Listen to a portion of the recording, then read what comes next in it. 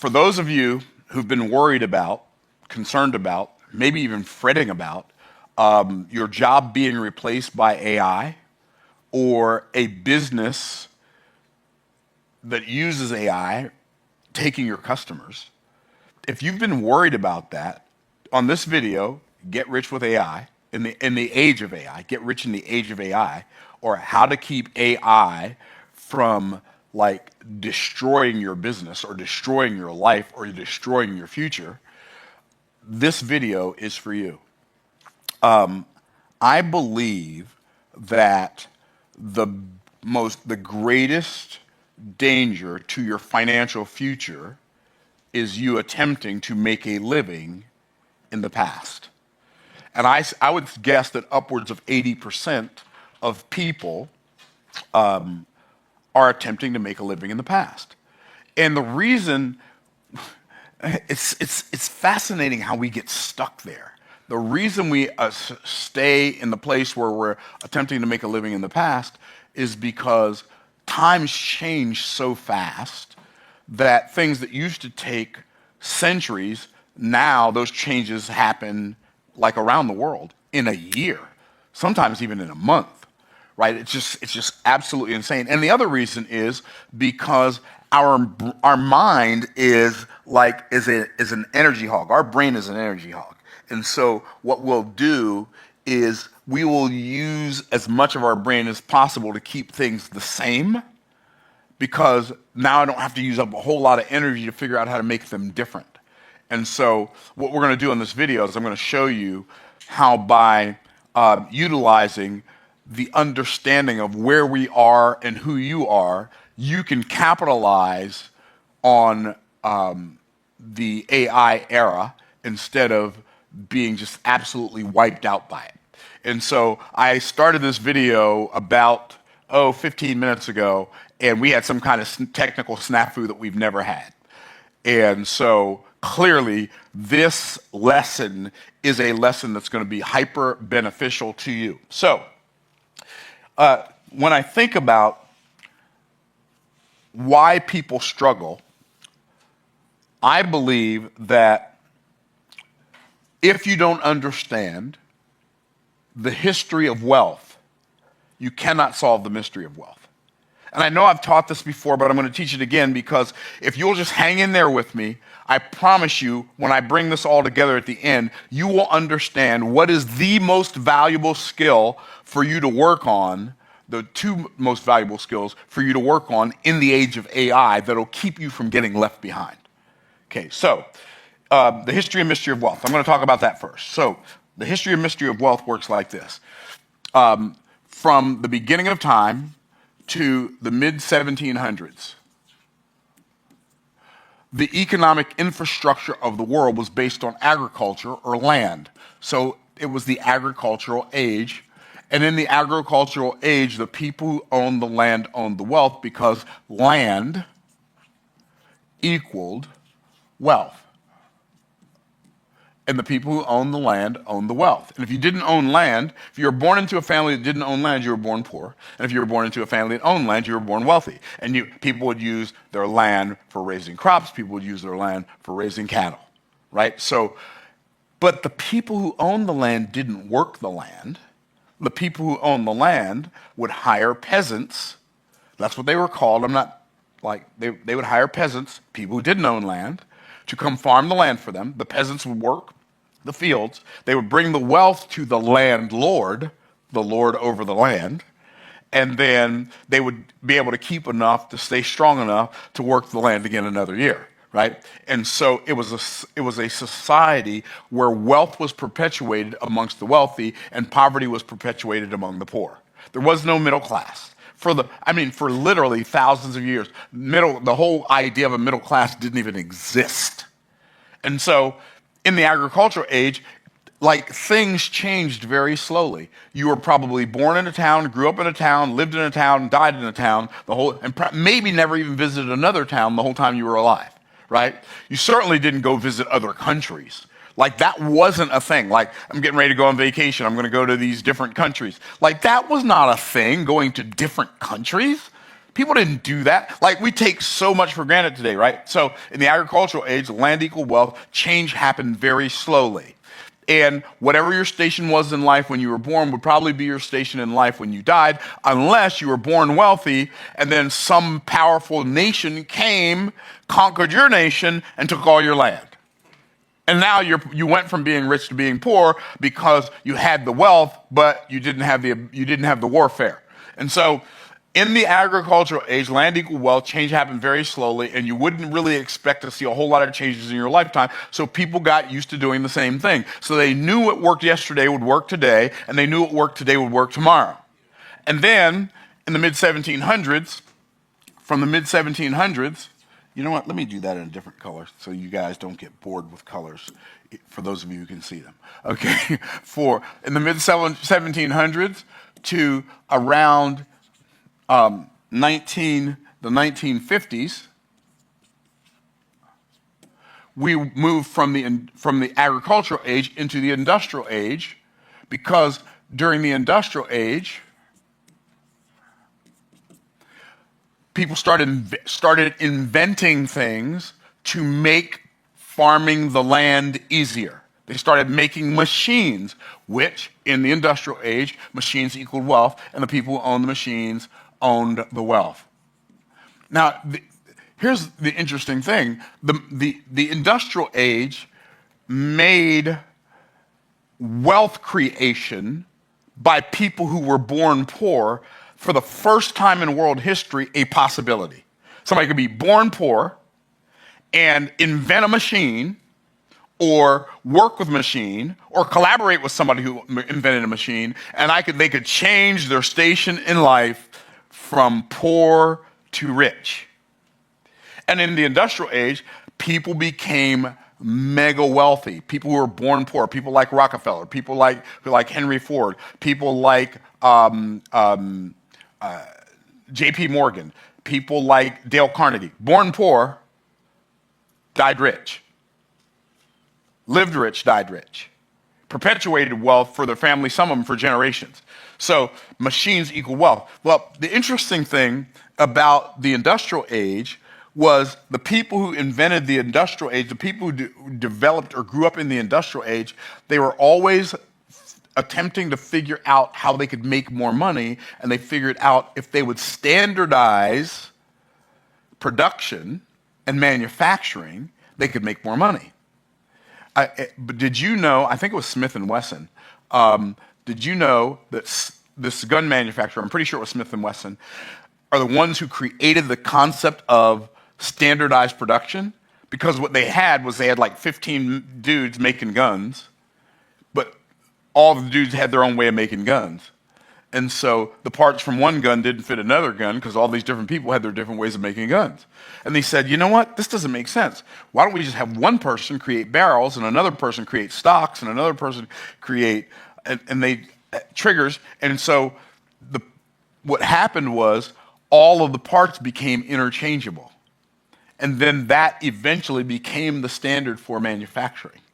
And so in the industrial age, people created machines to manufacture machines. People created machines to farm the land. People created machines to distribute all the stuff that people were manufacturing and all the crops people were growing. Like the railroad was big, the automobile industry, the airplane industry. All of these things were created in the industrial age. But the other thing that the industrial age moguls created, they didn't just want to standardize manufacturing. They wanted to standardize manufacturing employees who could work in their factories. So they gave big grants to education to train people to become employees in their factories.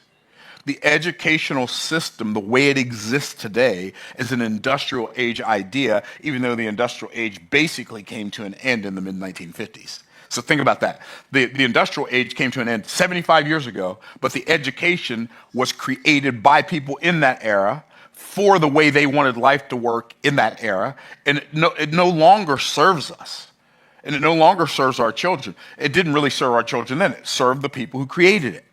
And one of the things about the industrial age that's so prevalent, pervasive, and still people believe, and it literally holds so much power over people, is that in the industrial age was a very permission-based society.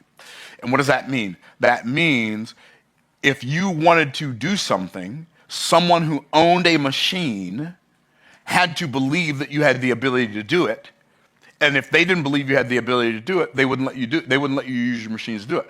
For instance, let's say you believed you were like articulate enough to write a book. It didn't matter unless a publishing company that owned printing presses believed you were good enough to write a book. And so you had to get permission from a publishing company to be an author. If you could sing, or you thought you could sing, you had to go through a record label who had recording equipment, who could record your voice and then distribute it to the masses. And if they didn't believe you could sing, it didn't matter if you thought you could sing. It didn't even matter if millions of people thought you could sing, because you had no way of multiplying and duplicating your voice and putting it out there for the masses, right? And so everything that you wanted to do, someone else controlled it. And so what's one of the funniest things I ever see? Shows like America's Got Talent, American Idol, all these shows where people are competing for 4 judges to give them permission to do a thing. That's so fascinating to me. When people like Adele, people like Taylor Swift, people like Russell Simmons have already proven you can create your own audience. And you don't need permission from an industrial age record label to dub you as a singer. You don't need permission from Hollywood to make you an actor. I mean, look at Tyler Perry.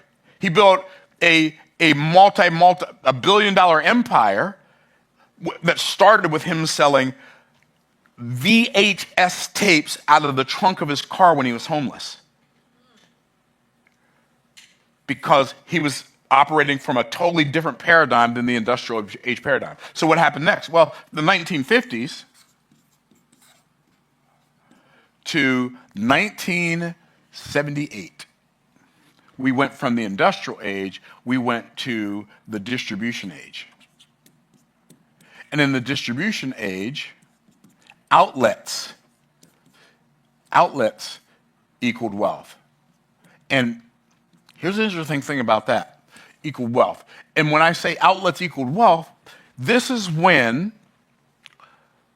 department stores, malls, infomercials, multi-level marketing, direct sales, all of these industries, for lack of a better word, popped up, and we had new millionaires. In fact, think about this. John D. Rockefeller was the richest man in the world back in the early 1900s. Carnegie was another one who eventually became the richest man in the world. But during the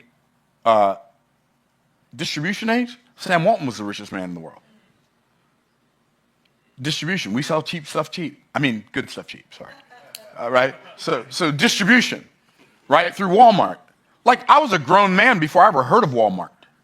I was a full-grown man because it was really prominent in the South.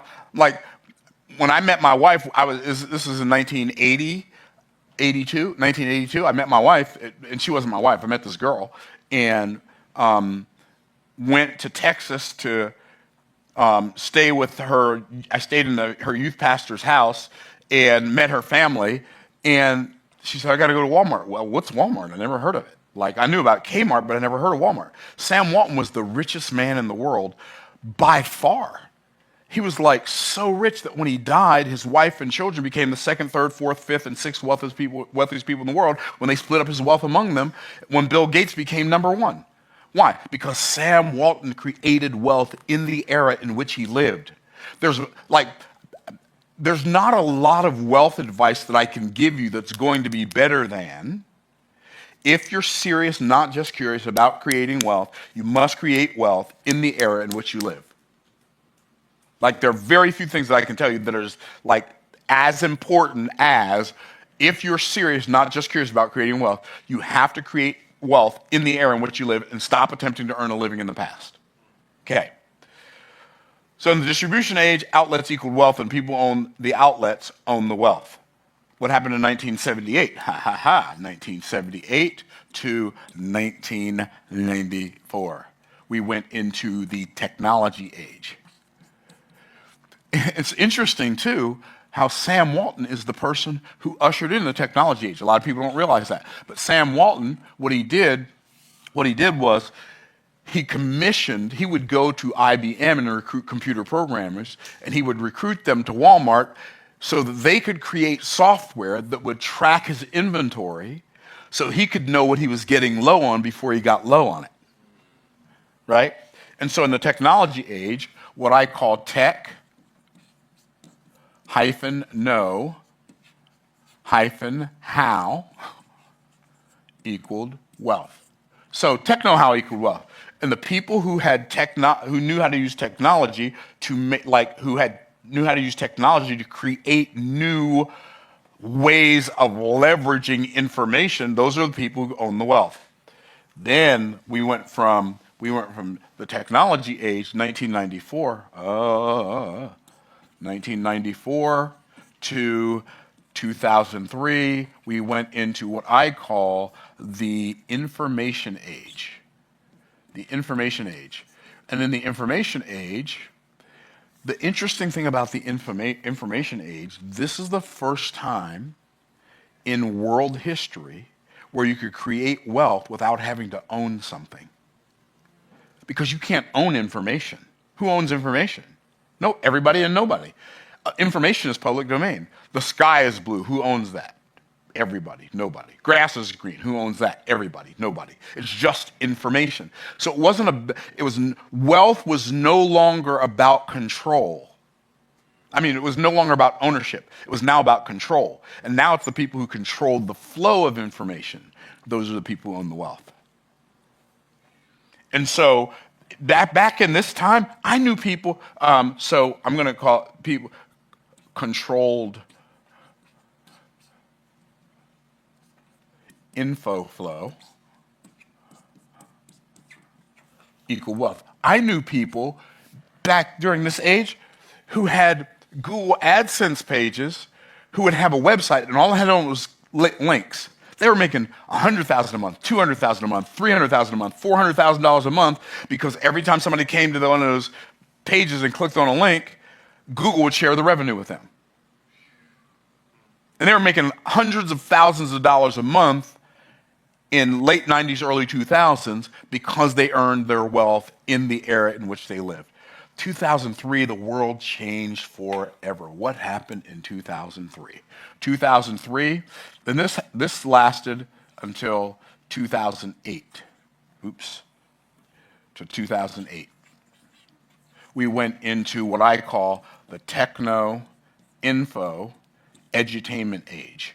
What was that? People who knew how to use technology to create information that would educate in an entertaining way, those are people who own the wealth.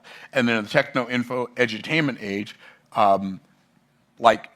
you would become wealthy if you became an edutainer. Spike Lee, Russell Simmons, Jeff Foxworthy, you might be a redneck if, right? A comedian who makes redneck joke cassette tapes and sells them at truck stops during the techno-info edutainment age became so wealthy that he was one of the sharks on Shark Tank. What are we talking about, people? It's mind-blowing.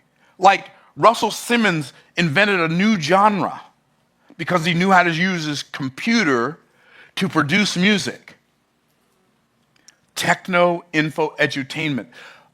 We talked about him earlier. Tyler Perry. One of the things hopefully y'all can see with this is, number one, that as these economic ages progress, more and more decentralization is happening and more democratization is happening. What do I mean, decentralization? there's less ownership by one central institution, organization, or government, and like the power is being disseminated amongst more and more people as the economic eras progress. But it doesn't matter if the power is being disseminated to you if you don't know it. If you're unaware of it, you're not going to access it, you're not going to use it. You say, Myron, I thought this was going to be about AI. Yeah, but you don't, like, it is eventually. But you got to hang in there. You got to see why this is important instead of just knowing that it's important. Okay? So what happened in 2008? Well, in 2008, this thing, not this thing, that wasn't invented until 2010. In 2007, the iPhone was invented. In 2008, the App Store was invented. And guess what happened when the App Store was invented? We went into 2008. I didn't know when this was. By the way, before I even get to 2008, let me ask you all a question. What do y'all notice about each one of these economic eras? They're getting shorter and shorter. Yeah. Every economic era is getting shorter and shorter. This is why that's dangerous for the average person. Because people would rather know than learn. They'd rather feel like, well, I know this, instead of being willing to learn this. And so when something changes, if you know something and then it changes, you no longer know it. So learning has to become more valuable to you than knowing. See, in the industrial age, in the school system, knowing. You take a test, you pass the test if you know the answers they told you to know. But if you know the answers, now you don't need to learn anything. And if you don't learn anything, when everything changes, the stuff you know is no longer so. How many of y'all tracking? And so what we got to do is we got to figure out, okay, every economic era is changing. This is why it's dangerous. Because when an economic era becomes shorter, you have less time to prepare to capitalize on the era you are in. That's why when you see a new economic era emerging, you have to jump in like all the way. You have to go all in. You got to jump in the deep end of the pool. You cannot dote about and take your time and wait for, like, well, I'm just waiting to wait and getting ready to get ready and preparing to prepare. You can't do that. Because by the time you decide to get ready to prepare yourself for the new economic era, it's already gone.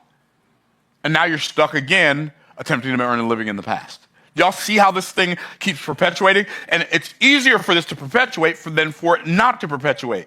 But in 2008, all the way up to about 2021, we were in what I call the partnership age. And in the partnership age, people knew how to create strategic partnerships.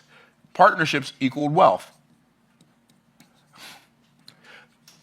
Think about this. We're talking about people who knew how to create podcasts and interview people. Think about this. Like, it's so fascinating that some of the most popular podcasts are not podcasts of experts disseminating their expertise, but it's curious people having conversations with interesting people in front of interested people.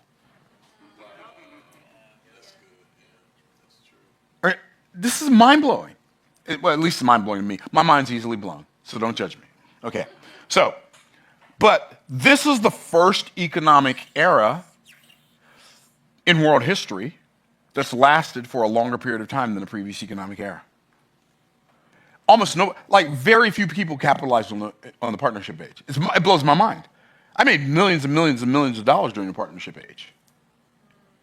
Why? Because I realized that maybe I had an offer and you had an audience. I would partner with you and you would share your audience with me, and I would share your offer with my audience, and then I would share revenue with you. Or maybe you have an offer and I have an audience. Do you see Well, here's what really is amazing. The people who capitalize the most on the partnership age are multi-billion-dollar corporations. Like who? Like Apple. Apple said, if you will create apps for our app store, and you'll put those apps in our app store, we'll pay you 70% we'll pay you 70%, and we'll only keep 30. Amazon said, if you'll write books and put them on our bookshelves, we'll pay you 70% of the price of the book, and we'll only keep 30%.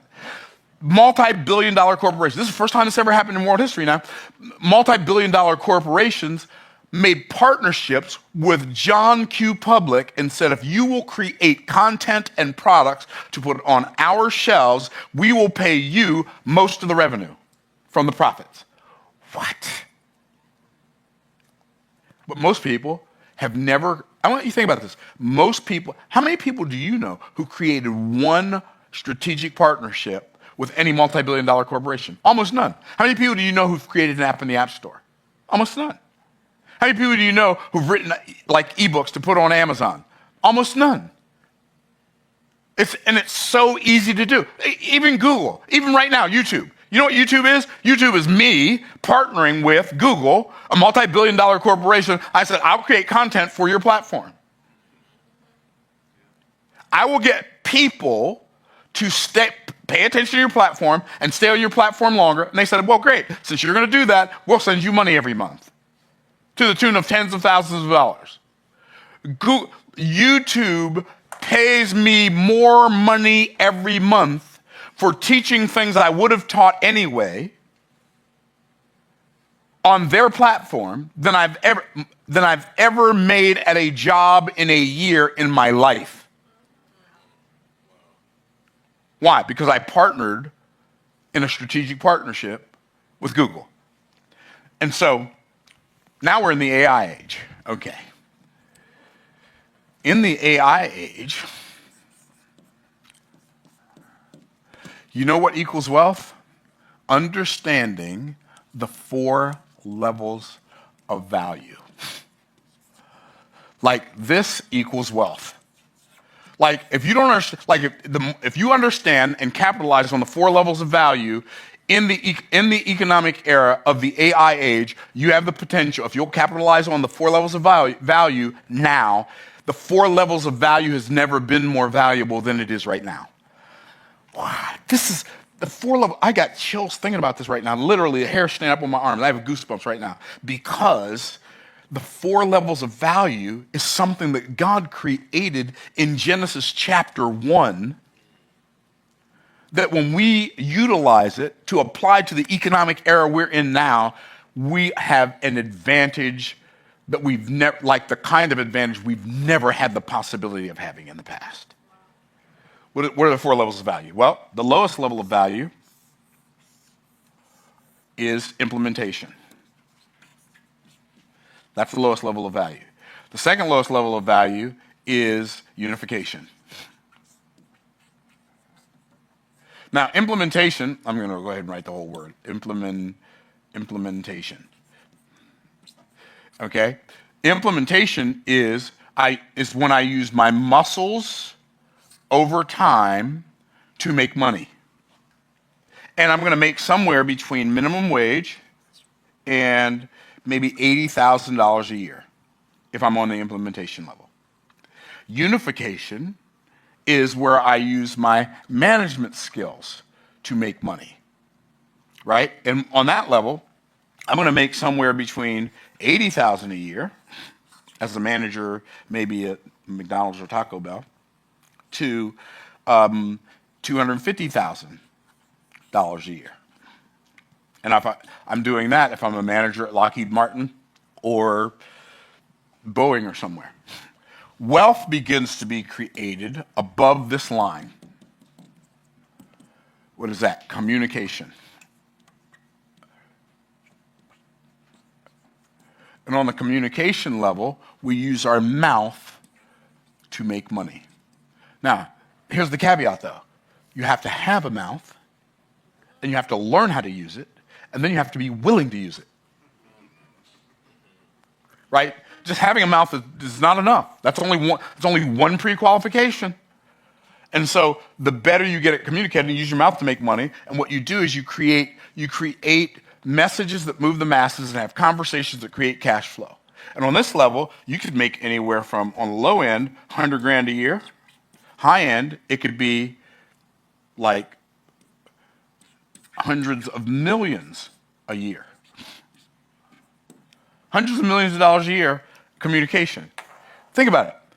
When I say communication, I'm talking about speakers, I'm talking about podcasters, I'm talking about talk show hosts, I'm talking about singers, I'm talking about songwriters, I'm talking about playwrights, I'm talking about actors, I'm talking about people who communicate a message to the masses.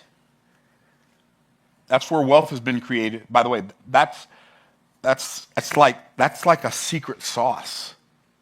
Because communication gives you access. Communication is the tool Frederick Douglass used to free himself from slavery and to free others from slavery. Communication is powerful because words are, I believe, the most powerful force in the universe. So powerful, in fact, that God used them both as the tool and the building block to create everything out of nothing. What? What's the highest level of value? Imagination. Now, here's what's interesting about imagination. You can speak without thinking. How many of you always said, "Oh man, I wish I'd have thought before I said that"? Anybody ever, right? So you can think. You can speak without thinking, but you can't think without words. So even though imagination is the highest level of value, by the way, you use your mind to make money. Even though imagination is the highest level of value, your mouth is critical to your mind. Your ability to communicate is absolutely integral and essential in developing your ability to imagine or to think or to create or to contemplate, to come up with something of value for other people. Now, how does this apply to AI? How do the four levels of value apply to AI?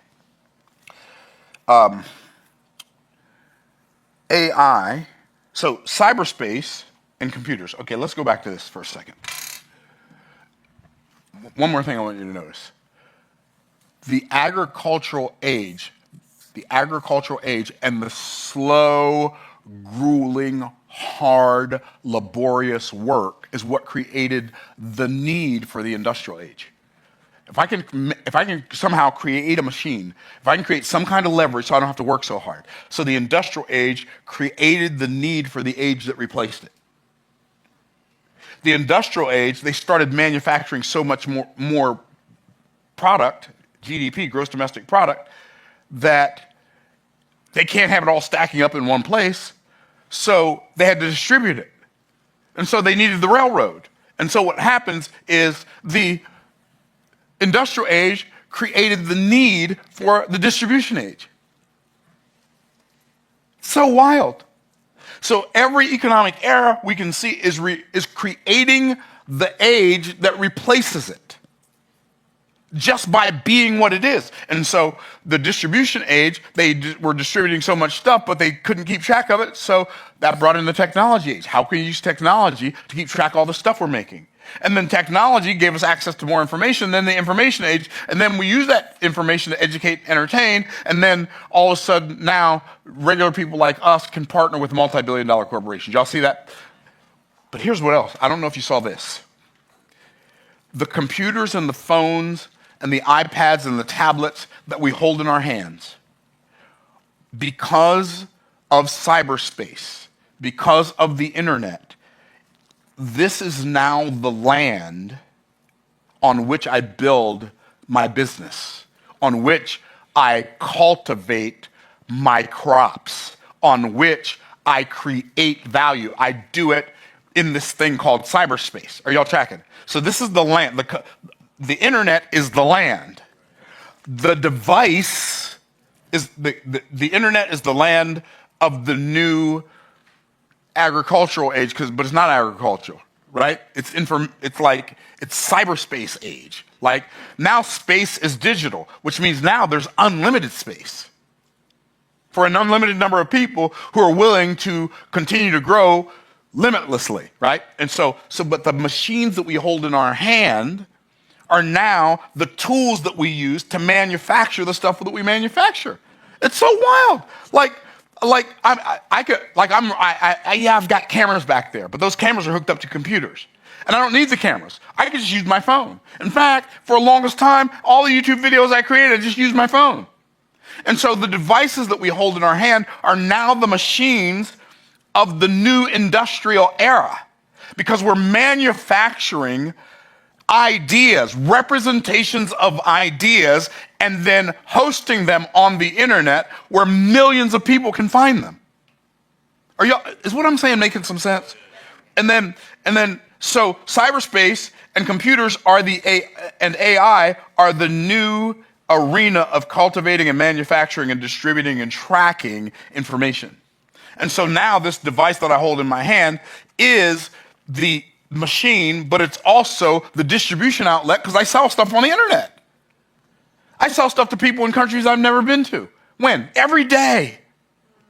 Every day I sell stuff to people in countries I've never been to and in countries I'll never visit. Why? Because now distribution is digital. Manufacturing is digital. And then I use the technology. Well, I learned how to use some technology. I can use some technology, like I know how to use my iPad. But I'm not a computer programmer. I'm not a video editor, but I don't have to be. Why? Because I can go on the internet and I can find somebody who can do that for me. And so I keep, like, if I want to learn something that I don't know, where do I go? I go to the same internet. And I have access to it on my phone, even in remote places in the world. This is like, there's never been a time in human history where there's been so much opportunity for so many people, for so few of them to be capitalizing on it. And I can become an edutainer. I am kind of edutaining. Okay, so, all right, and I can partner. And so cyberspace and computers connected to cyberspace and AI are the new arena of cultivating, manufacturing, distributing, and tracking value. And then AI is the new era of educating myself, self-education, socially influencing, and persuading, selling and persuading, influencing and persuading, and then implementing, like skillfully delivering. AI is the new era of all of those things. So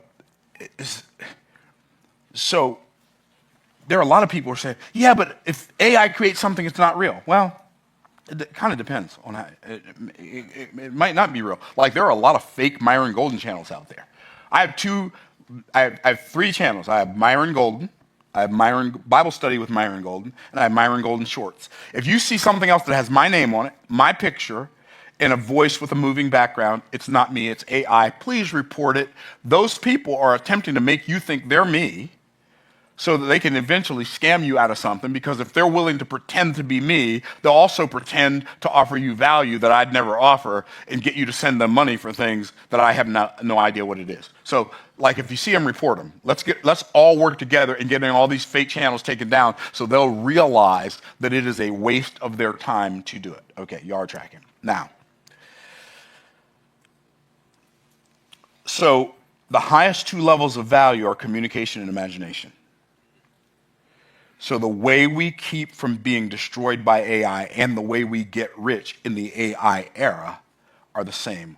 We have to elevate our ability to imagine more creatively and more vividly, to think more creatively and more vividly, and we have to level up our ability to communicate more clearly. So the more clearly, vividly, and creatively I can think, and the more clearly I can communicate to AI, then the better I'm going to become at being able to deliver value to people who are not me. Because AI can help me research something in 15 minutes that used to take me 15 hours. So I'm not using AI to replace me. I'm using AI to leverage the process of learning. I'm using AI to leverage the process of figuring out what is the best way to reach the best people for this value I've created. So if I think about it like this, now instead of me just partnering with Google, Apple, Amazon, whoever these major corporations are, instead of me just partnering with people who have podcasts and people who have shows and people who have Instagram channels and Instagram profiles and YouTube channels, now I'm figuring out how can I partner with AI so AI can help me do all the things I do more quickly, more efficiently, and more effectively. And the way that I do that is by becoming more clear with my communication. The difference, if you think about what's the difference between a person in art school and Picasso? Their imagination and their ability to use the tool. Right? That's the difference. Picasso had an imagination that gave him the ability to use the tool in a way a student in art school can't use. AI is not Picasso. AI is the tool. What's the difference between Steve Jobs and a 7th grader learning computer programming? The creative imagination and the ability to use the tool. The tool that you've got to develop, this is so wild and crazy to me. The tool that you've got to develop in order for you not to get left behind by AI are the same tools that give you the ability to earn the most money. You have to be able to think more clearly, you have to be able to communicate more clearly. But now you have to figure out how to think more clearly about how to utilize AI to become the best version of yourself, and then how to communicate with AI in such a way so that when you're asking it a question, it's not like hallucinating things that don't make sense because you weren't clear. Your ability to effectively use words and your ability to effectively see the end from the beginning is going to directly impact your ability to utilize AI. And here's the warning. Here's the warning. Either you will figure out how to use AI. And here's what's cool. You see, if I catch one of y'all talking about, yeah, but I don't know how to use AI, I'm coming to get your family and I'm taking them to safety. Here's why. Because AI will teach you how to use AI. Any question you have about how to use AI, the best person to ask that question to, it's not really a person, is AI. The AI that you're using. And then ask a different AI. And then get them competing with each other. To teach you, so for the purpose of learning and for the purpose of leveraging. And if you will do that, you will not get left behind by AI. Whatever your job is, let's say you work a job. Let's say, whatever your job is. If you work a job, I would be, if I were a forklift driver, I'd be asking AI, how can I get to the place? I'm a forklift driver. This is what my company does. What would be the best things for me to do to get a promotion at my job and either make more money as a forklift driver, or what's the next logical step for me to go into? Like, have conversations with AI like that. If you're an author, like, I would never have AI outline a book for me. AI can't outline as good a book as I can. Why? Because AI doesn't have the experiences to pull from that I have. But AI can help me say the thing that I'm attempting to say more clearly if I'll utilize it that way. See, we approach AI like we approach everything else. Good enough is good enough. So as soon as I get, well, I'm done, so I'm done. What if you just keep iterating and reiterating and reiterating and refining and reiterating and refining to the point where you get something so crystal clear